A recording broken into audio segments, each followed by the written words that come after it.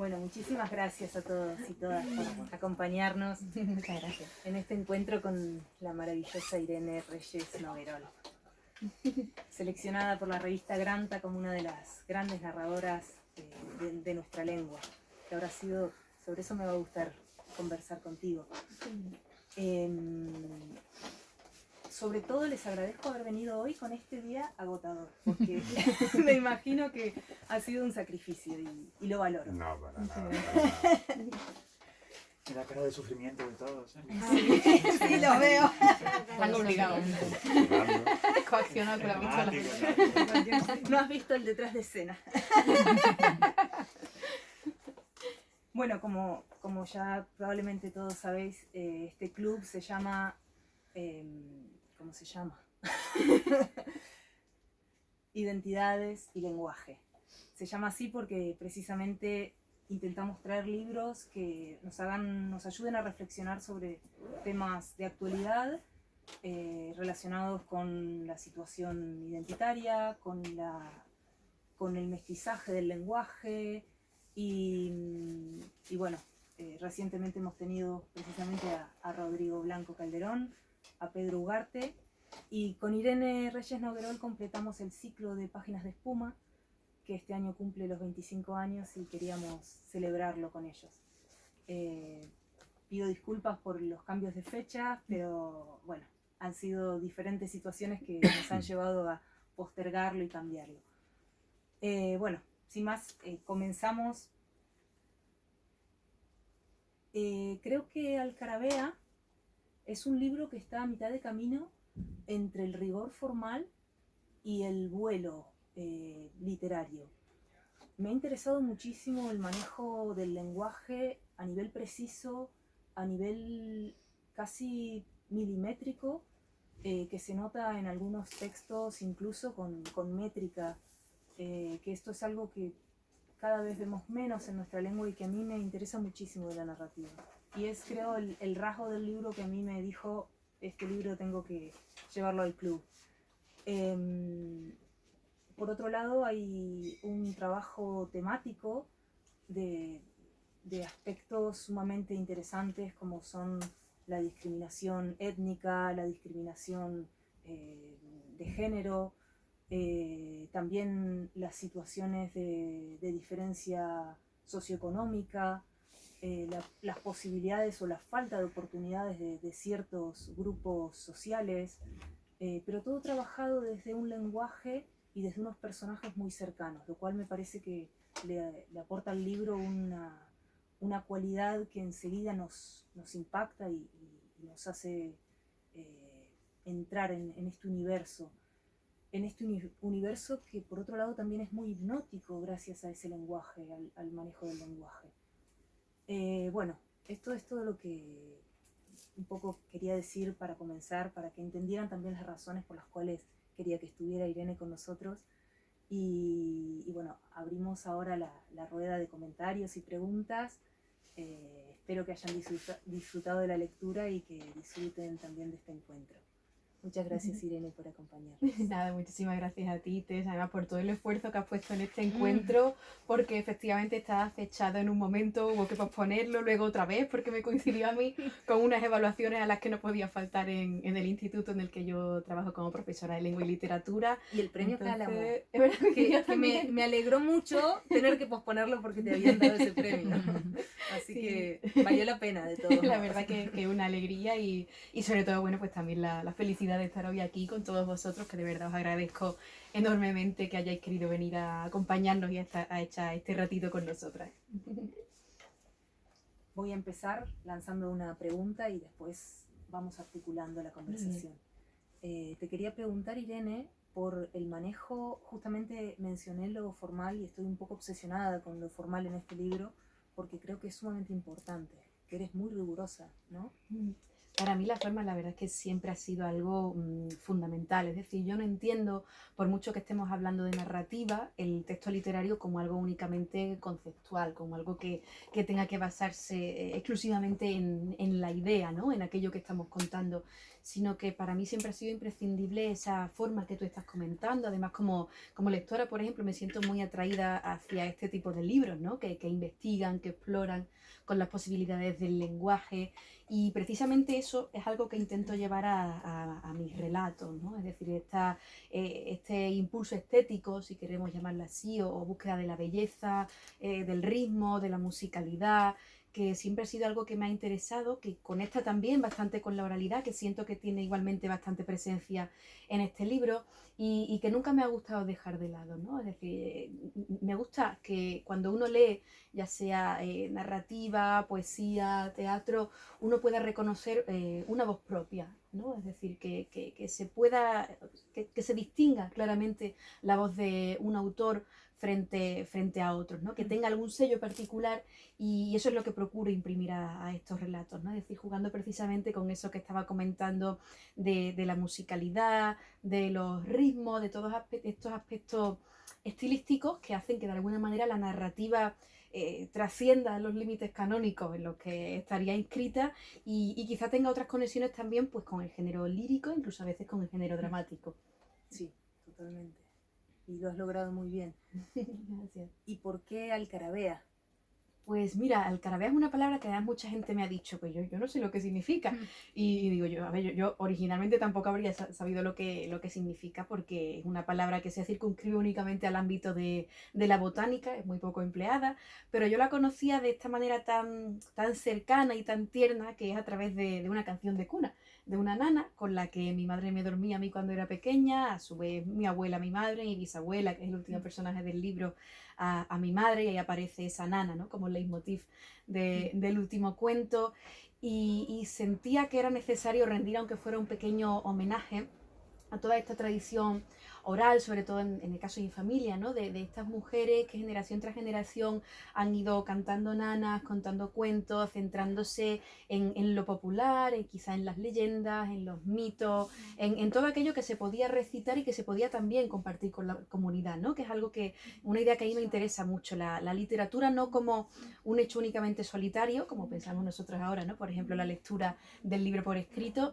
sino como algo que se puede compartir con los demás. Por ejemplo, aquí tenemos la suerte de tener esta conversación a propósito de lo escrito, pero me gusta también esa idea de pensar que la oralidad permite mantener una perspectiva mucho más abierta o más dialogante entre las distintas personas que forman parte de ella. Entonces, precisamente por eso quería rendir este pequeño tributo a toda esa tradición familiar, femenina en este caso, que ha ido a lo largo de las décadas, de los siglos, contando todas esas historias. Antepasados que muchas veces ni siquiera tienen nombre, que pertenecen a la anonimia, porque ese es el destino de la oralidad, pero que sin embargo nos contaron historias que siguen todavía resonando para nosotros, esas canciones de cuna, esas nanas que todavía hoy pues tienen esta importancia evidente en este caso, ¿no? Y además la alcarabea es una planta curiosa porque tiene una propiedad ambivalente, al mismo tiempo es amarga y dulce.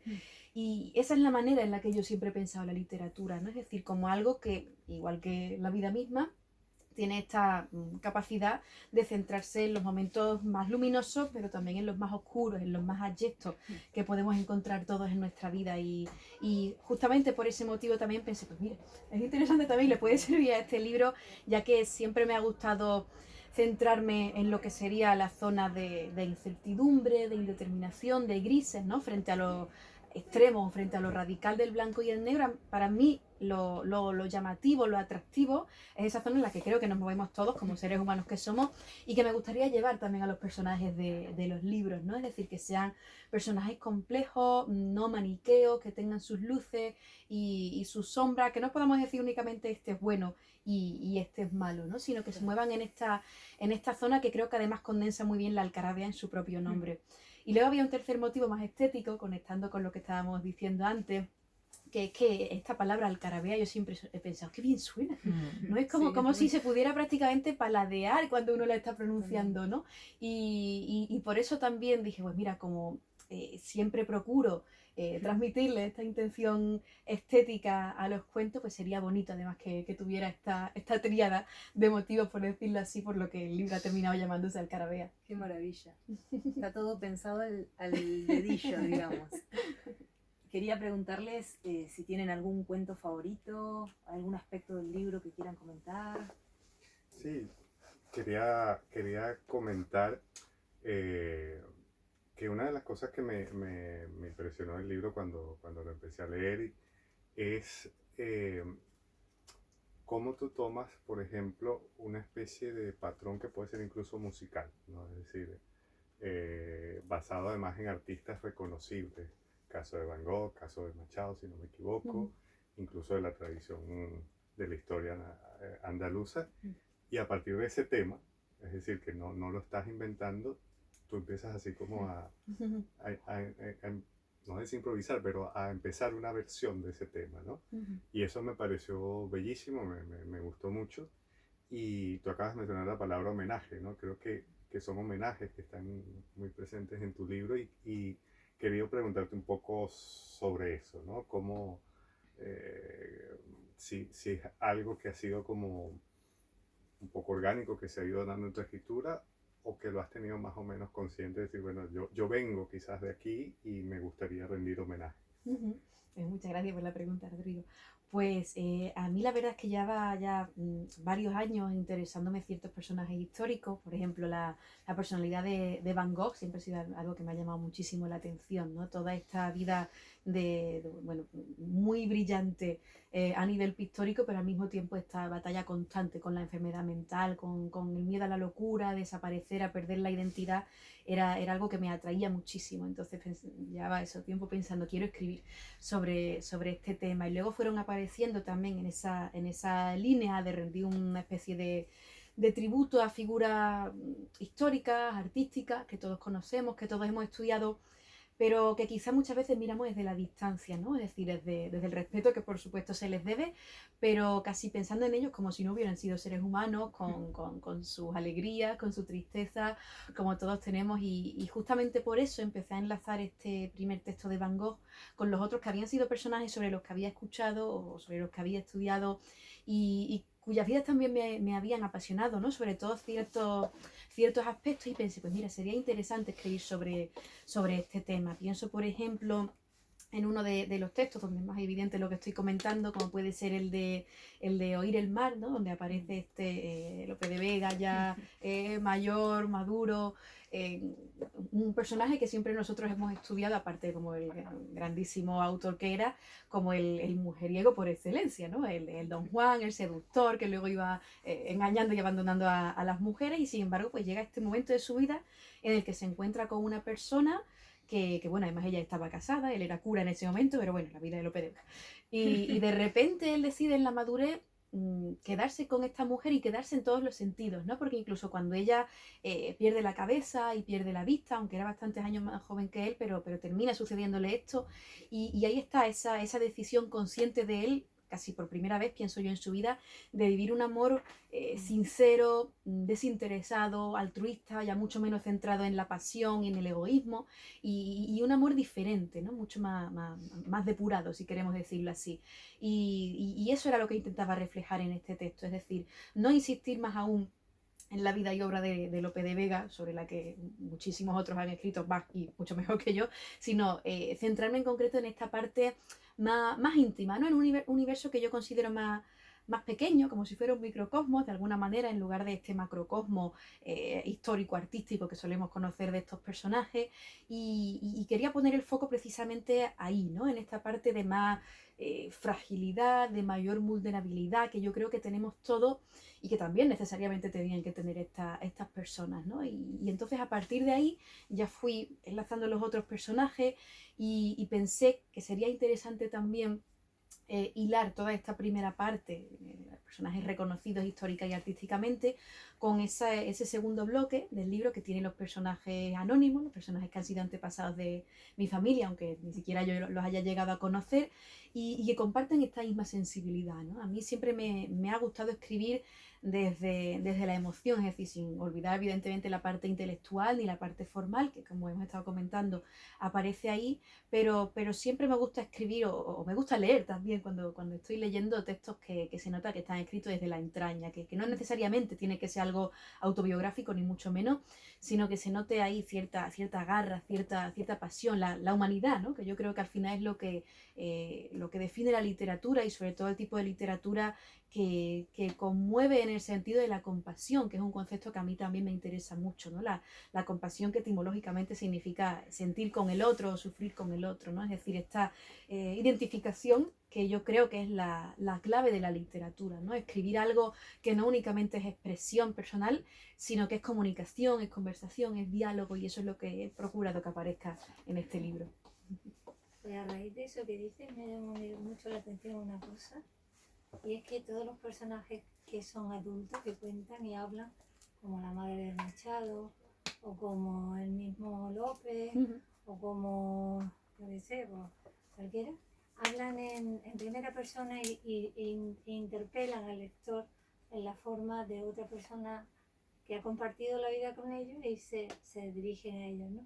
Sin embargo, cuando hablas de personajes niños, como por ejemplo la petirra de Degas o la misma Paca o no sé, cualquiera, hablas en tercera persona. A pesar de que estás poniendo ahí, digamos, abierto en canal el personaje, porque está abierto en canal, sin embargo el personaje adulto habla en primera persona y el personaje niño no. ¿Qué significa eso? Porque yo creo que un significado tiene.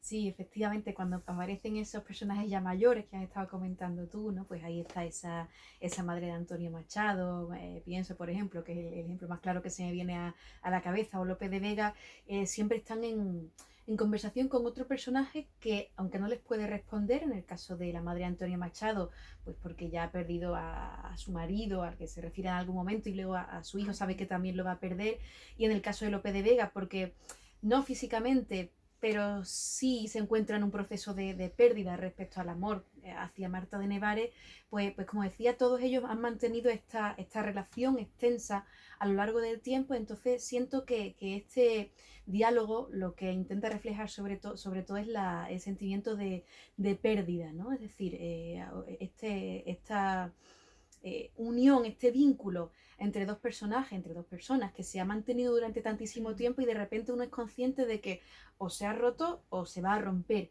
inminentemente. Entonces sentía que ahí era necesario una primera persona, ¿no? Que diera cuenta exactamente y con libertad de lo que puede estar sintiendo este personaje justo en ese momento en el que está reflexionando sobre todo lo que le está sucediendo ahora, sobre el pasado normalmente feliz que ha tenido con esa persona, y sobre ese futuro incierto al que inevitablemente tiende, pero donde no sabe exactamente qué es lo que va a suceder, ¿no? Entonces de ahí esa primera persona que intenta este diálogo, aunque sabe que nunca va a tener una respuesta. Y sin embargo es verdad que los niños, o unos cuantos de ellos por lo menos, sí que aparecen en tercera persona, ¿no? Por ejemplo, pues eso que has comentado tú de la bisabuela Paca en esa tercera persona, o hay otros cuantos ejemplos a lo largo del libro.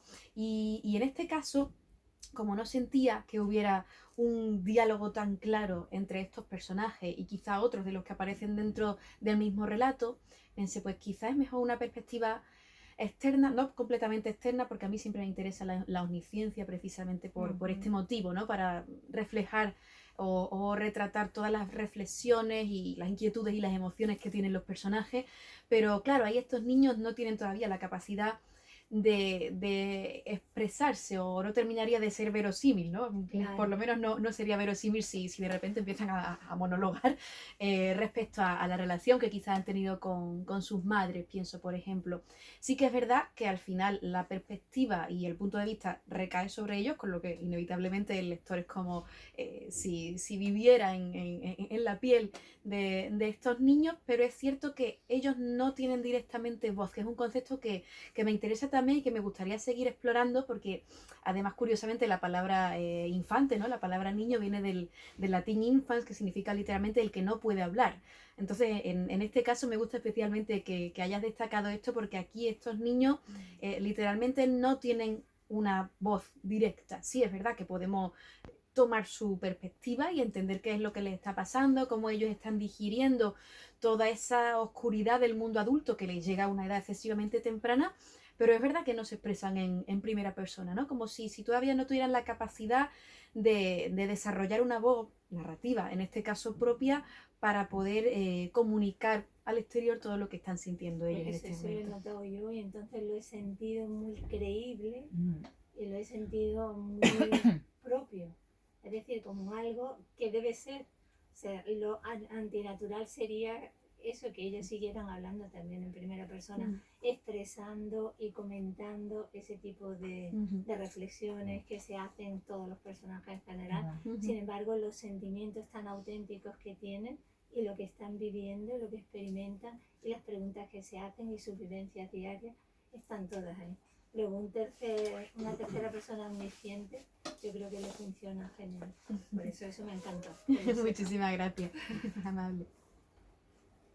La verdad es que el libro es precioso, es muy bonito. Qué bien. A mí me ha gustado precisamente la segunda parte, o sea, me encantó desde el principio, pero la segunda parte que tú dices que creo que se centra más como en vidas anónimas, es que me encanta porque además creo que le da voz a una generación de vidas muy sufridas, ¿no? La de nuestras bisabuelas, nuestras abuelas, que es una generación que además no se ha relatado mucho porque no han podido pues, hacer películas ellas mismas, ni han podido muchas veces estudiar.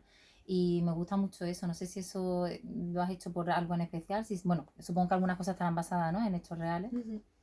Y nada, el relato último de Alcaravea me parece precioso, es súper bonito, pero también me gusta mucho, bueno, que es el repartido de tu tía abuela.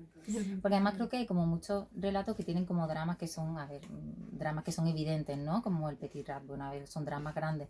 Pero ese relato parece que no tiene un drama que es tan evidente, que son como las vidas no vividas, ¿no? Que no se han permitido.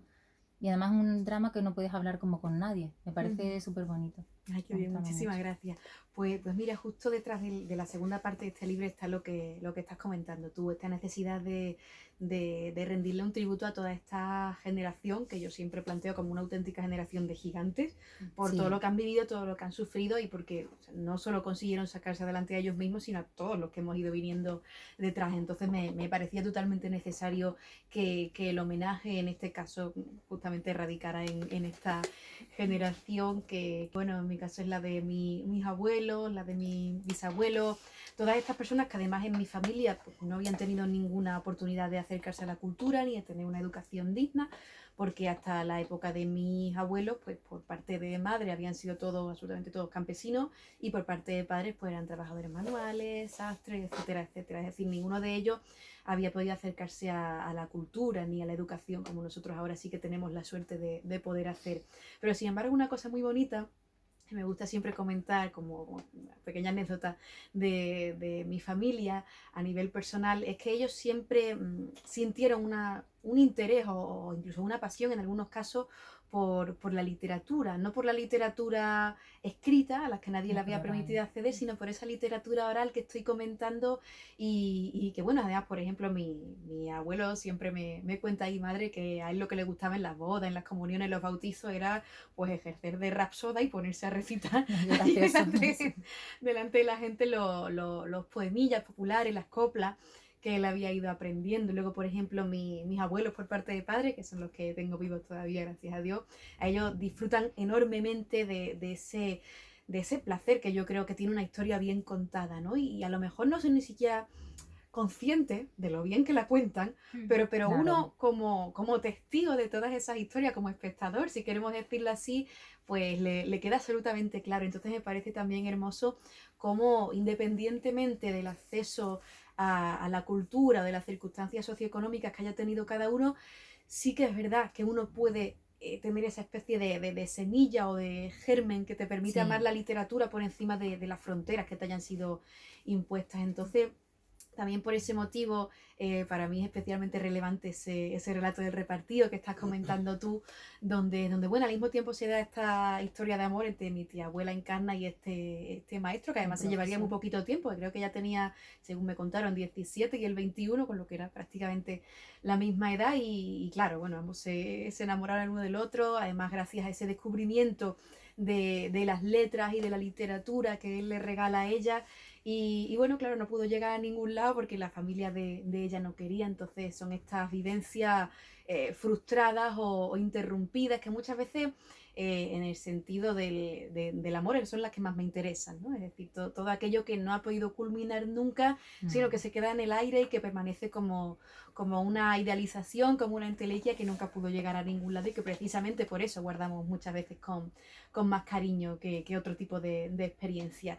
Pero en concreto en este relato, aparte de esa historia de amor, siento que hay otra historia de amor que es el amor hacia la palabra, Sí. que ella va descubriendo poco a poco, ¿no? Es decir, este momento en el que él se presenta en casa, están todos los niños allí en fila, porque claro, ninguno sabe qué hace allí este hombre y bueno, pues él de un momento a otro empieza a enseñarle los libros, ¿no? Como si les estuviera desvelando un secreto o un misterio.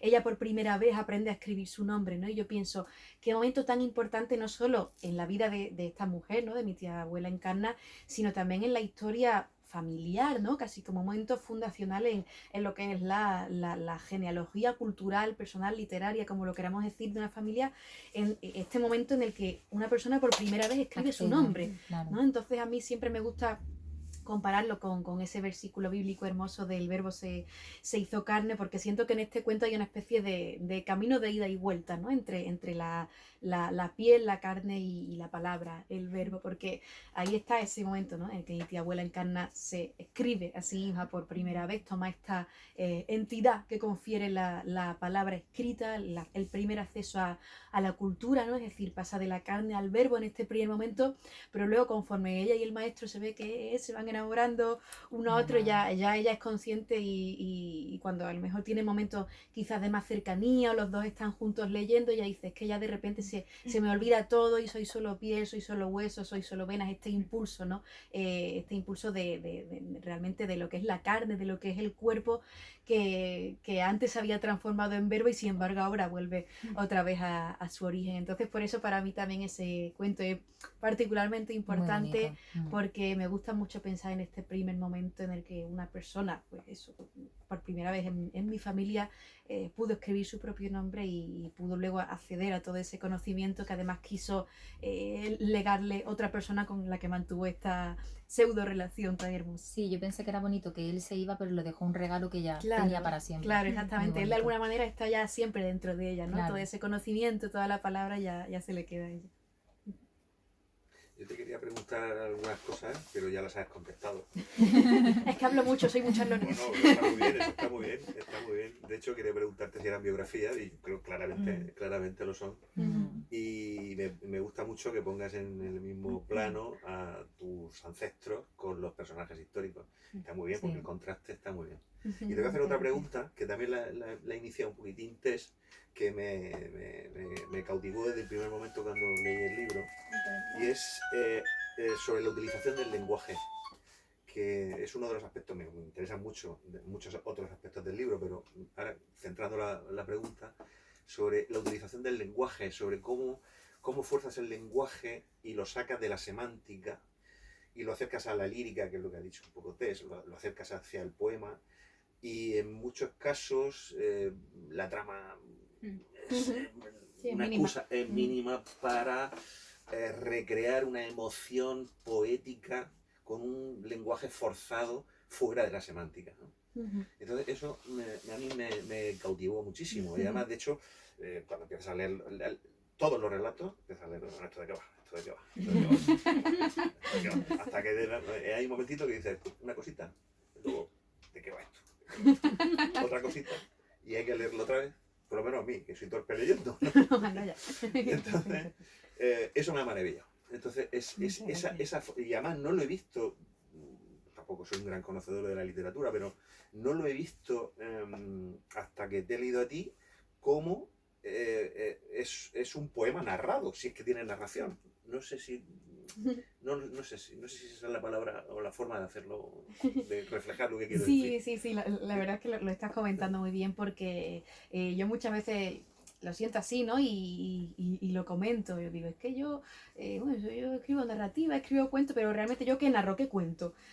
Hay cuentos que quizás son un poquito más narrativos, o donde se relata algo, pero es verdad que hay muchos donde muchas figuras, muchas figuras y muchas imágenes, constantemente. Sí. Entonces muchas veces ese elemento narrativo es un inicio o una excusa, como estabas comentando tú, para dejar paso a lo que me interesa realmente, que es la reflexión del propio personaje, ¿no? Es decir, muchas veces este flujo de conciencia, que ya se hizo mucho y muy bien a principios del siglo pasado, y además que algo en lo que se sigue investigando todavía y que a mí siempre me había interesado muchísimo, porque me gusta centrar los cuentos o los relatos o como se diga. Mi madre me dice muchas veces, mi madre es mi lectora cero, es grandísima lectora además, y me gusta mucho también que es muy objetiva, que eso para mí es algo muy importante.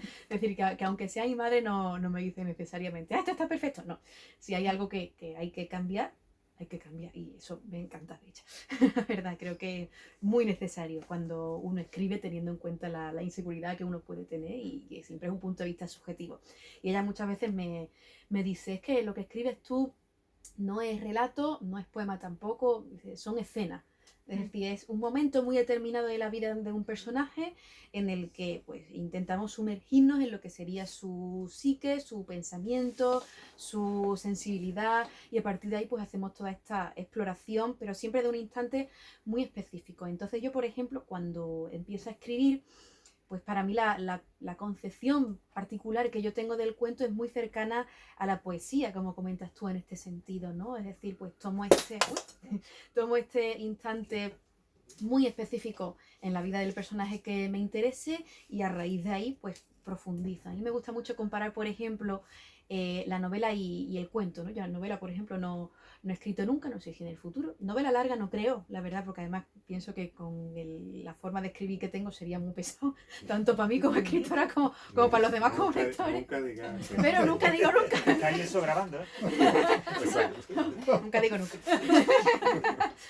La novela breve sí que me interesa, la nouvelle, por ejemplo, sí, pero quizá una novela de 500 páginas, creo que hay que ser un maestro de la narrativa y del estilo, como por ejemplo Marcel Proust, para conseguir hacer eso. Yo no lo soy ni pretendo serlo, entonces en este momento me interesa defender también el cuento, y siempre pienso que la novela es como si fuera, si tomamos así una especie de metáfora marítima, la novela es como si fuera una travesía en barco, ¿no? Es decir, algo horizontal, o por lo menos yo lo siento así, es decir, vamos acompañando a los personajes a lo largo de un recorrido que suele ser cronológico, aunque la cronología esté alterada, pero siempre tenemos ahí un hilo, un nexo de unión, pero como digo, es algo mucho más horizontal, ¿no? Que permite que el personaje vaya atravesando distintos momentos, distintas etapas de su vida, a veces incluso muchos años.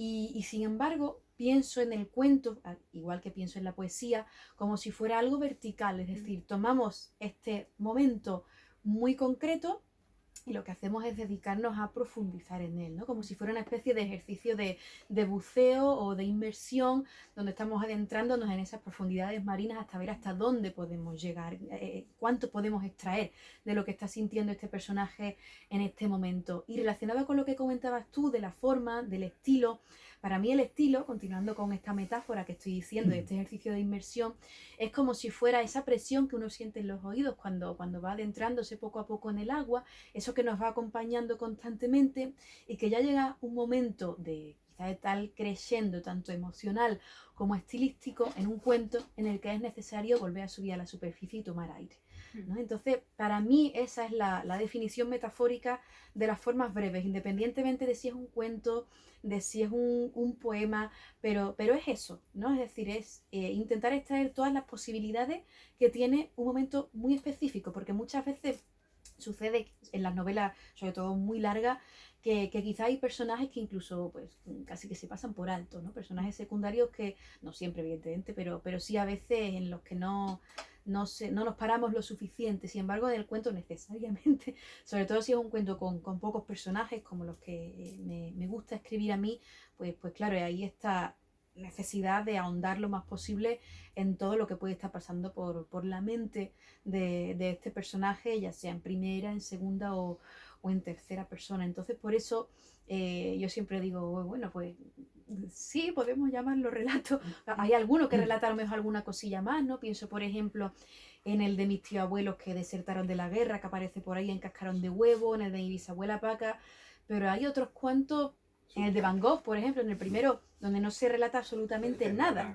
Es decir, ahí es la reflexión pura de este personaje, monólogo prácticamente alucinado, donde él está comunicando todo lo que siente, que necesita comunicar en este momento de lucidez que no sabe hasta cuándo va a durar, ¿no? Y siempre están dirigidos, sobre todo estos monólogos que son más duros o más trágicos, siempre está dirigido a una segunda persona, que eso siento que a veces incluso podría conectar o tener cierto tipo de comunicación con el género teatral, que siempre me ha gustado muchísimo también, y que permite igualmente que haya una apertura hacia el tú, ¿no? Es decir, que haya una ruptura de lo que sería esa ficción enmarcada dentro del libro y que se abra un poquito, porque siempre son monólogos que están destinados a personajes que realmente no están ahí. El caso de Van Gogh, por ejemplo, es el más claro, pero también hay por ahí algún otro y también por eso justamente quería que ese cuento fuera el primero, porque aunque no está, no mantiene el tono que quizá mantiene el resto del libro por la manera que está escrito, porque no narra absolutamente nada, pero sí que sentía que condensaba de manera bastante clara otros aspectos tanto temáticos como formales que luego van apareciendo a lo largo del libro, ¿no? Entonces, por ejemplo, pues ese miedo a la pérdida, a la ausencia, que yo creo que permea absolutamente todas las situaciones que aparecen en todos los cuentos, pero también ese pánico que tiene él de no encontrarse a sí mismo, de no encontrar a Dios donde le habían dicho que se encontraba, pero siempre esta tendencia también a encontrarse en los otros, ¿no? Es decir, a tener claro o medianamente claro que hay alguien al otro lado de eso que estamos escribiendo que nos puede dar la mano y que nos puede sacar a flote en un momento determinado. Entonces por eso quería que ese cuento, donde como digo no se relata nada, fuera el primero, aunque está escrito sin punto, que también es mi manera natural de escribir, por eso también quería que apareciera ahí en primer lugar, porque tenía esta especie de cariño particular, porque es el único que refleja como yo escribo realmente cuando estoy escribiendo con mi letra horrorosa en el papel y con el bolígrafo, y también por eso, ¿no? Por lo que estamos comentando, porque ahí se ve que el cuento no tiene necesariamente, por lo menos entendido de una perspectiva más amplia, más abierta, no tiene que contar como estamos acostumbrados a pensar, ¿no? Igual que no tiene la narrativa que circunscribirse a un espacio, a un compartimento cerrado que no tenga relación con la lírica o con el teatro. A mí siempre me ha gustado la hibridación y es lo que me interesa seguir investigando, ¿no? Es decir, entre todas estas interconexiones que yo siento que no es que sean algo actual, sino que lo ha habido desde siempre, porque además pienso que justamente todas las obras que hemos leído, que hemos estudiado como clásicos, son clásicos y podemos entenderlas hoy también justamente porque, aunque en una gran parte representan la época, las circunstancias espaciotemporales en las que fueron escritas, pero también rompen con algo y eso las hace diferentes de todas las obras de su tiempo y creo que ahí también se puede ver muy bien la hibridación, ¿no? En esta capacidad que han tenido los autores a lo largo de toda la historia de la literatura de ir combinando distintos géneros, de ir incluso avanzando hacia un nuevo tipo de creación, como puede ser, pues no sé, pienso en algo que me suele servir mucho inspiración, la prosa poética, ¿no? Por ejemplo, de Luis Cernuda en Ocnos o de Juan Ramón Jiménez en Platero y yo, libros que realmente son inclasificables, ¿no? Que no se puede decir esto es narrativa o esto es poesía porque están a medio camino entre un género y otro. Entonces eso es lo que intento plasmar en el libro y ya me callo porque hablo mucho. Yo respecto a lo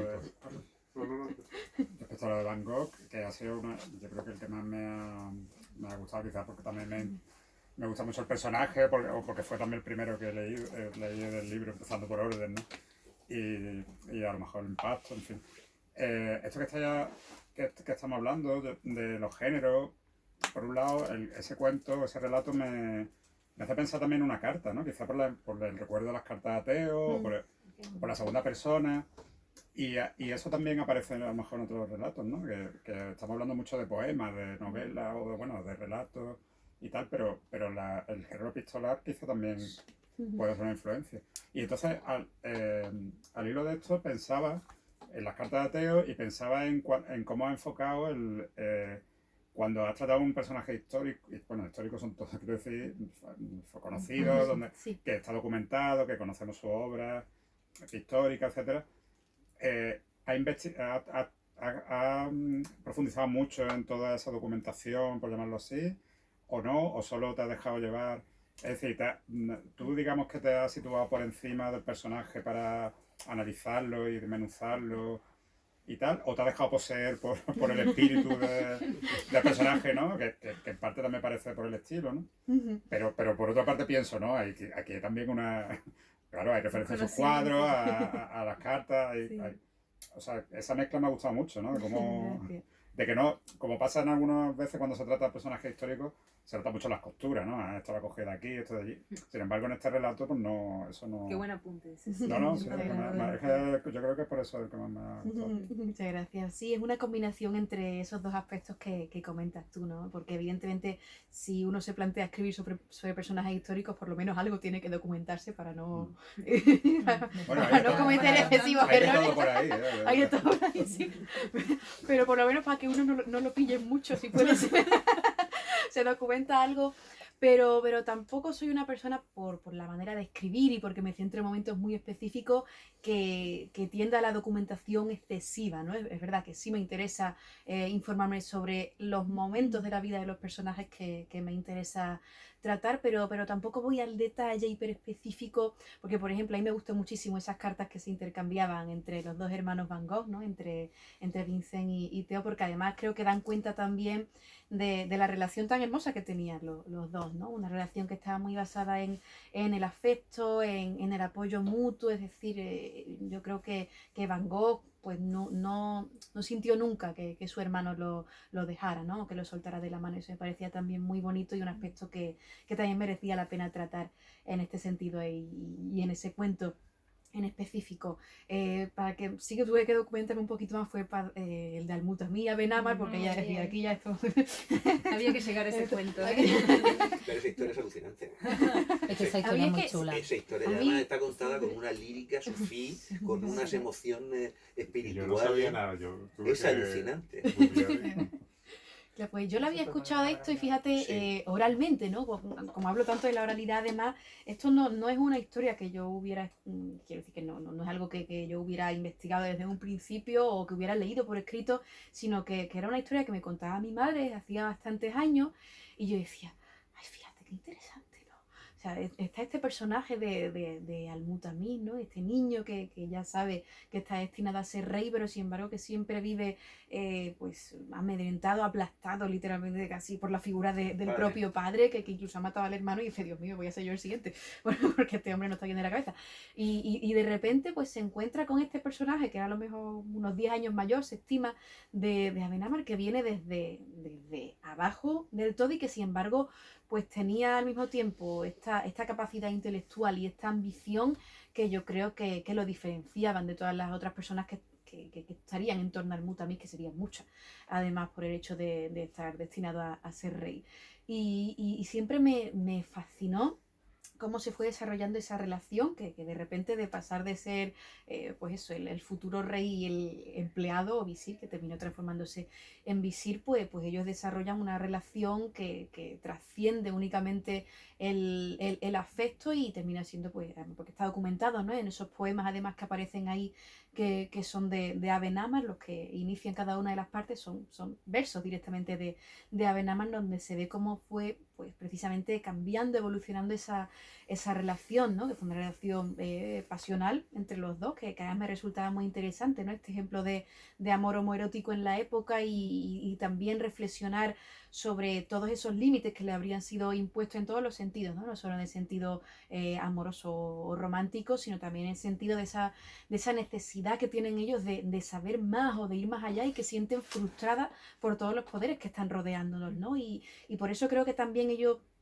tenía que sentirse muy compenetrados y me llamaba muchísimo la atención, aparte de todo esto, cómo llega este momento en la vida de ambos en el que pues de repente aparece este instante en el que los dos están paseando por el río, jugando a este juego que se ve que era muy popular en la época, de que uno decía un verso y el otro tenía que completarlo, y por primera vez yo imagino a Ben-Amar, una persona tan ingeniosa, tan cultivada, se ve incapaz de terminar el verso y se ve que lo termina esa boba. Así se cuenta de Rumaiquilla, que simplemente pues era una esclava, ¿no? Entonces yo pensaba, mira, qué hermoso, ¿no? Cómo se ve aquí que ese ansia por saber o ese amor por la palabra, independientemente de si es oral o si es escrita, aparece en absolutamente todos los estratos sociales. Aparece en Al-Mutamid, aparece en Abenamar, que venía de abajo, y aparece en Rumaiquilla, que ya, pues vamos, viene de lo peor que era ser esclava en esa época, y cómo de repente Al-Mutamid se ve que empieza a abandonar a Ben-Amar para pasar cada vez más tiempo con Rumaiquilla, y bueno, ya se va viendo poco a poco como evidentemente a Ben-Amar no le hace gracia y llegó incluso por eso, ¿no?, a proclamarse rey por puro despecho. En realidad, aparte de por ambición, por despecho también, ¿no? Como una manera de decir también, mira, pues yo estoy aquí, yo soy esa persona que ha estado siempre contigo, pero tengo también este poder. Y sobre todo ese final es que siempre me impactó muchísimo, siempre que me lo había contado mi madre, o sea, como una relación que duró décadas y que era una relación de estima, de afecto, de respeto, de admiración, y cómo de repente termina como termina, que termina a hachazos. Es decir, me parecía una cosa increíble, y sobre todo con un potencial literario muy, muy fuerte, ¿no? Como este vínculo de repente se rompe, pero claro, al mismo tiempo los dos sienten que de alguna manera al final están en casa, ¿no? Como si estuvieran completando un círculo que iniciaron hace muchísimos años, en torno a la muerte, porque primero Abenamar es el que está consolando en la mayoría de ocasiones al Mutamid frente a ese miedo que él tiene a que sea su propio padre, el que sabe que tiene muchísimas víctimas a la espalda, y es ese pánico que él tiene a ser la próxima, y sin embargo como es el propio Al-Mutamid, que no había querido seguir el ejemplo de su padre, el que termina al final siendo verdugo de su propio amante, ¿no? Entonces yo decía, Dios mío, esto tengo que contarlo porque es una historia que me encanta, y tenía que contarla porque no me resultó fácil tampoco por lo que decía, ¿no? Porque claro, ahí sí hay más esfuerzo de documentación, de ver cómo eran más o menos las cosas en la época, este momento también, ¿no? De completar los versos que tienen, y que se ve que ha quedado documentado, los versos de Abenamar, que quería también que estuvieran o que formaran parte de este cuento, para que no únicamente fuera mi voz, que como autora, ¿no?, como narradora que alterna entre Al-Mutamid y Abenamar, sino que estuvieran ahí las propias palabras de Abenamar, ¿no? Me parecía que además en esos poemas bellísimos se refleja muy bien toda esa relación ambivalente, tensa, que fueron teniendo y cómo evolucionó a lo largo de los años. Pero es que yo lo que veo es que tú, cuando eliges una historia para contar, para relatar o para poner en palabras poéticas, lo que haces en el primer momento es eso, algo que te llega fuerte dentro, y luego como tú te haces con el personaje, es decir, o sea, tú te imbuyes del personaje y desde dentro sacas lo que ese personaje quiere contar, o lo que tú quieres contar a través del personaje, como es lógico. Entonces, claro, yo por ejemplo, pues siempre, a pesar de que sea la voz del personaje, como tú has dicho ahora, entre Amenábar y Amenábar. Así le digo yo. A mí me pasa muchas veces también. Eso, la primera vez que vi el poema era... Ay, Almodóvar. Celebrity Deathmatch. Esta método ahí utilizas los vasos de ellos. Sin embargo, luego llega un momento en que tu propia forma de contar las cosas mete también los versos que salen de ti. Por ejemplo, en el de los niños, o sea, los niños perdidos, me parece, que metes ahí el poema de Borges, que le va como anillo al dedo, porque es que vamos, que parece que está... Ese poema de Borges, lógicamente, está en ti y sale de ti y cuenta esa historia, o sea, el personaje que está contando la historia, pero eres tú que lo cuentas. O sea que en todo lo que hace un autor siempre va de alguna manera una parte de sí mismo contado ahí.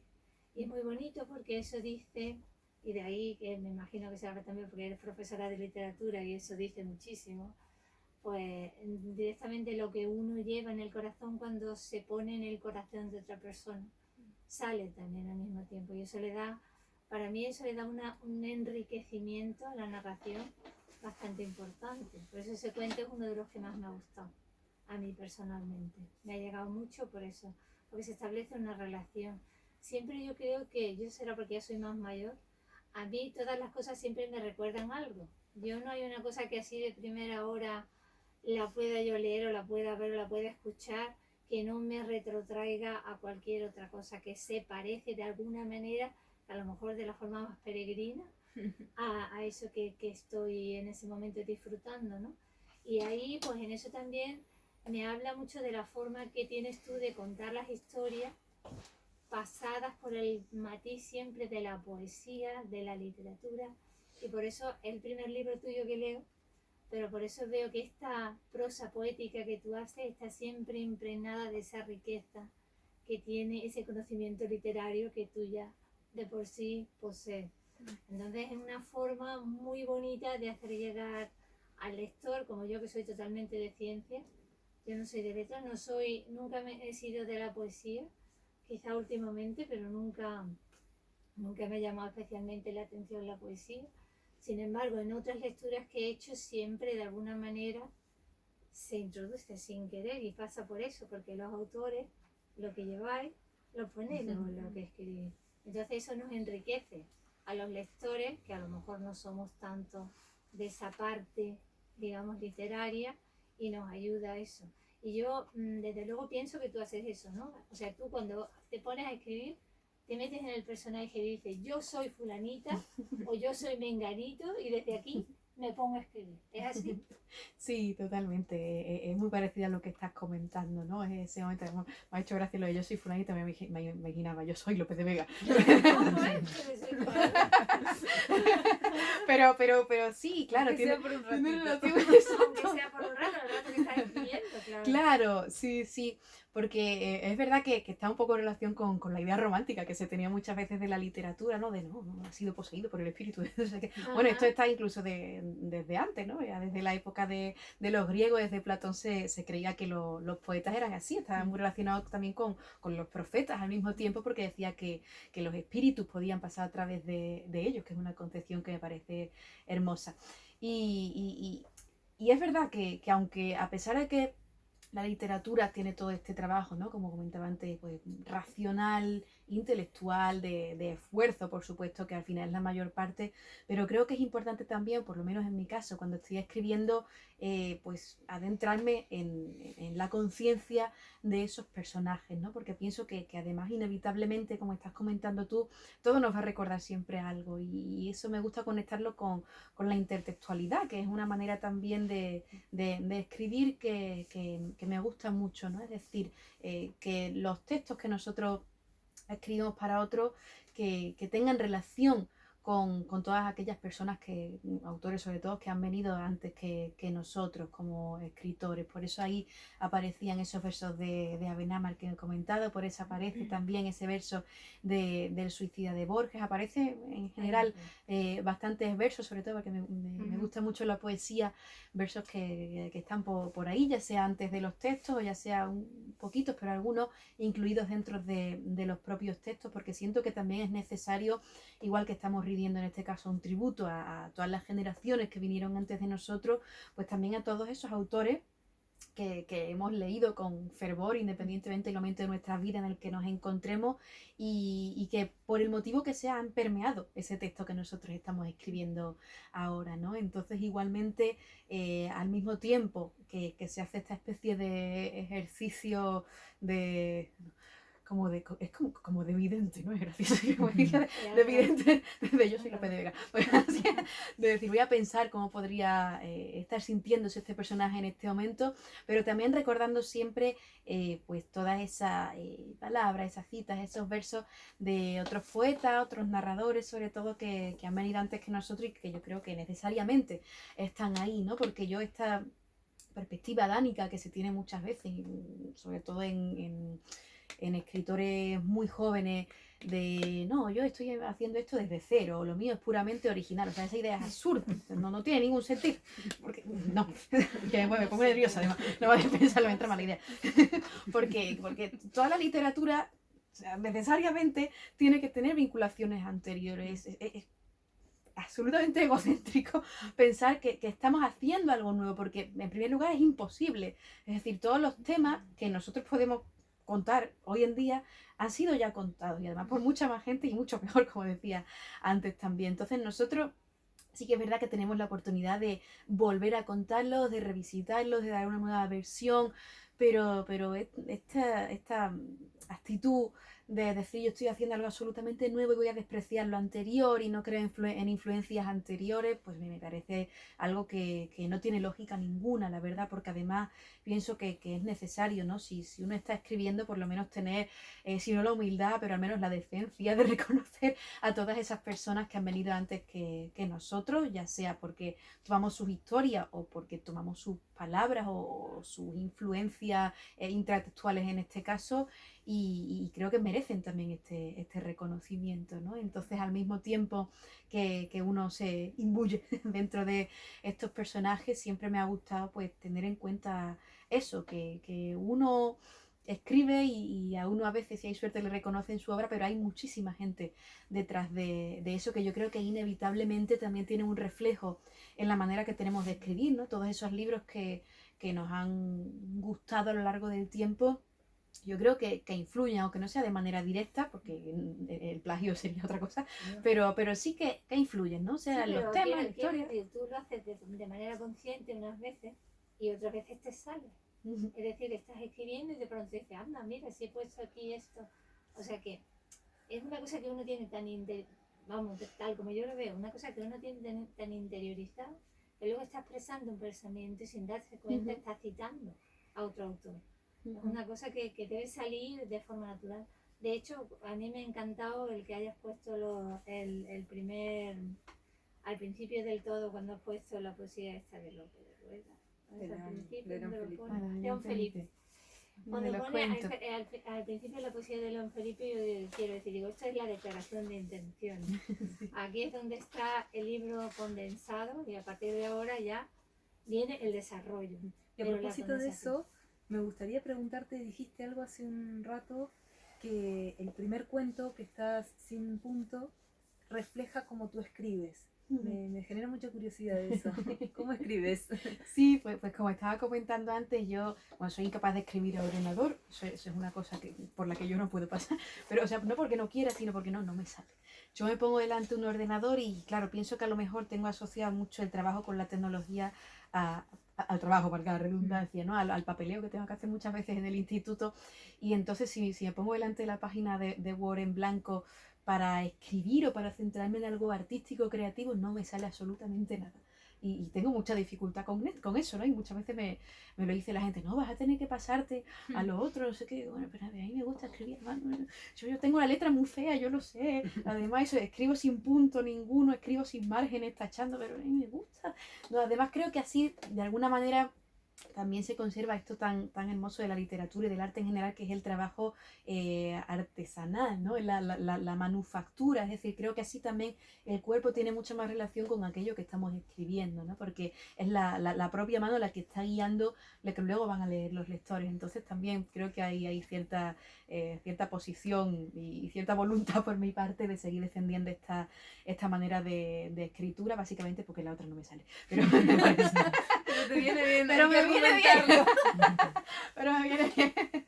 Y sí es verdad que escribo sin punto, porque me resulta quizás más acorde con el estilo, con la manera de escribir que yo tengo, ¿no? En el sentido de que para mí la escritura, como digo, mi forma particular de escribir, la siento como si fuera algo torrencial, es decir, como si fuera una especie de concatenación de una oración tras otra, tras otra, tras otra, hilando el discurso del personaje del que estamos hablando, pero es algo que no me permite poner punto, porque si cuando estoy escribiendo en este momento tan concreto de la redacción, pongo una pausa importante, como es la de un punto en lugar de una coma, es como que me corta el ritmo.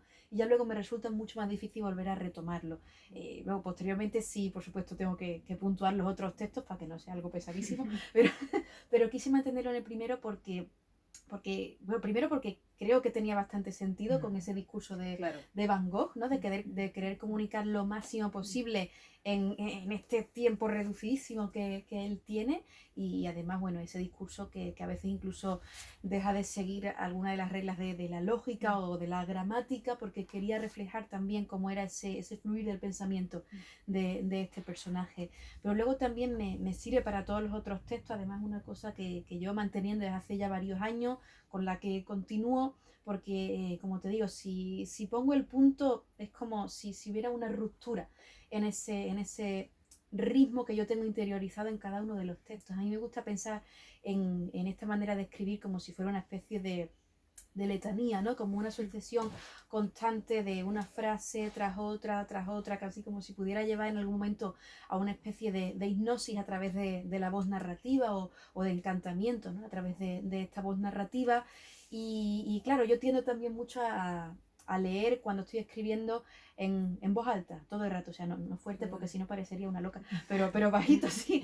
Entonces, yo por Claro, ejemplo, Y eso te porque sí, tiene que ayuda hacer con la claro, métrica la también. exactamente, porque así uno va comprobando cómo suena, ¿no? Literalmente, porque Claro. para mí la literatura no es algo únicamente escrito, sino que tiene que ser algo mucho más sensorial, que esté relacionado, en este caso, con el tacto que estaba diciendo antes de escribir, pero también con el oído, en el sentido de que si estamos buscando un tipo de literatura más rítmica, más musical, sería bastante complicado, creo yo, escribirla si uno no lo estuviera verbalizando, ¿no? Entonces yo, cada vez que me siento a escribir, me tengo que encerrar porque estoy todo el rato así continuamente, y además me gusta pensar y buscar la palabra exacta, ¿no? Medirla en su peso, en su densidad, en su adecuación al momento concreto de la oración en la que quiero ubicarla, y sobre todo procurar también en este sentido más formal o más musical que no sea una ruptura en el ritmo, porque además, sobre todo si uno lee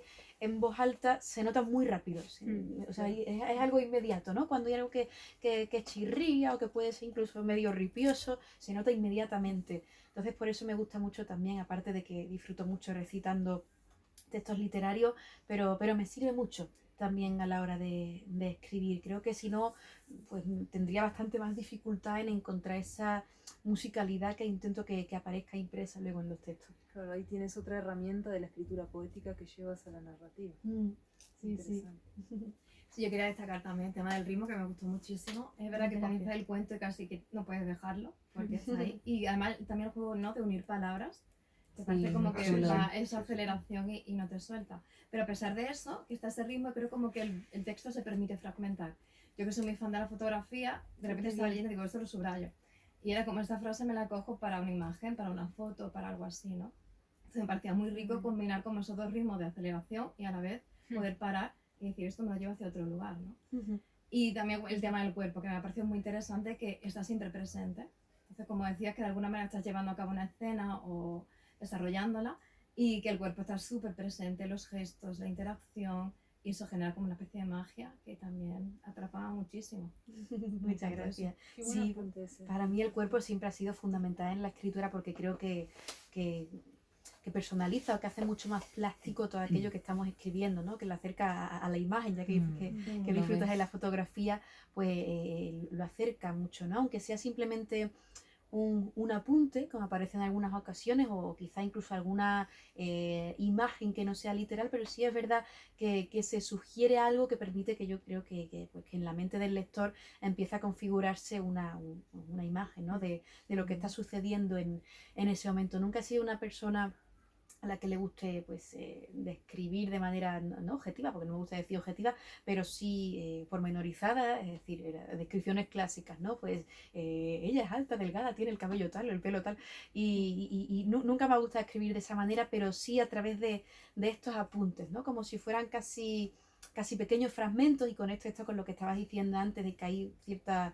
capacidad de fragmentar a lo largo de los distintos cuentos, y creo que es justo por eso, porque como estamos hablando de pequeños segmentos de vida dentro de toda la existencia de estos personajes necesariamente, bueno, ya el cuento es fragmentario, ¿no? Solo el cuento ya es fragmentario, pero además si tomamos como aparecen algunos de ellos, pienso por ejemplo en el cuento, en el último mismamente, ¿no? En la bisabuela Paca, donde se narran además pues instantes muy concretos que no necesariamente van de manera cronológica en el tiempo, sino que van hacia adelante, hacia atrás, pues son eso, como digo, como pequeños apuntes, pequeños detalles, porque para mí también la literatura en general, el arte, se basa mucho en el detalle, en la capacidad de observación, en descubrir quizás en un instante muy específico qué es lo que puede tener de particular o de bello o de poético, ¿no? Es decir, extraer todas las posibilidades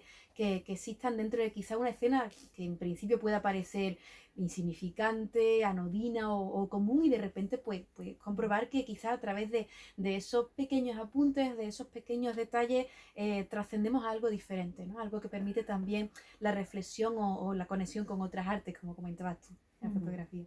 Sí, como tu bisabuela fregando el suelo, ¿no? Me parece como muy...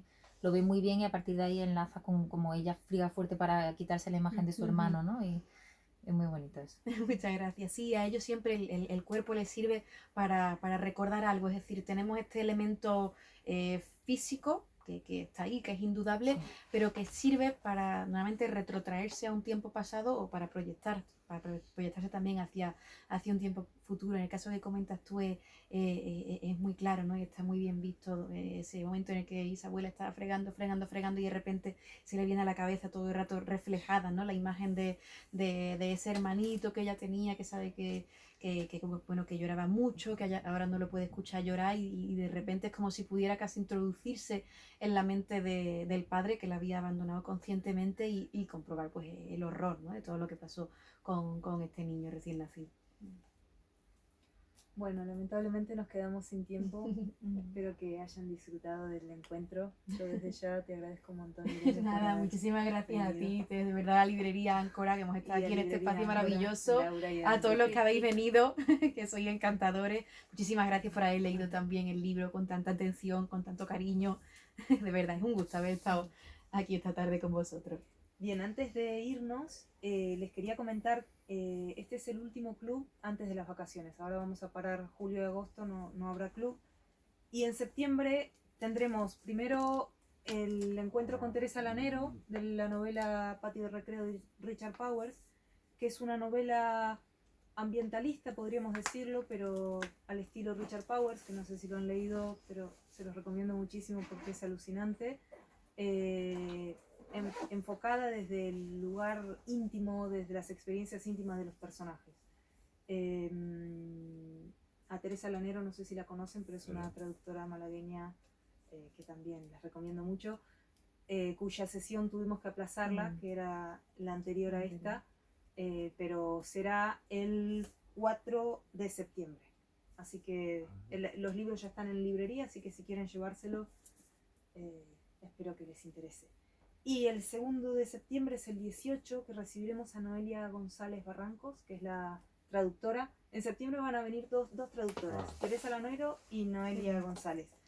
De este libro Ceremonia, de Leslie Marmol Silko, que es una escritora nativoamericana. Y esta novela, la verdad es que a mí me interesó muchísimo porque trata el tema podríamos decir, del trauma de la guerra. Entonces el personaje principal es un ex soldado que vuelve a su pueblo y trata de incorporarse a la vida cotidiana, pero bueno, con consecuencias un poco difíciles por todas las imágenes que lleva con él.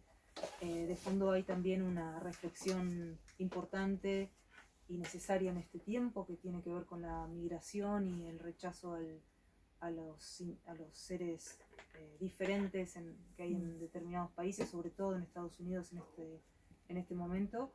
Y bueno, el tono de la novela verdaderamente a mí me interesó muchísimo porque es sumamente no lírico, pero sí muy visual. Entonces te va llevando y te hace reflexionar con mucha intensidad sobre las escenas que esta persona ha vivido.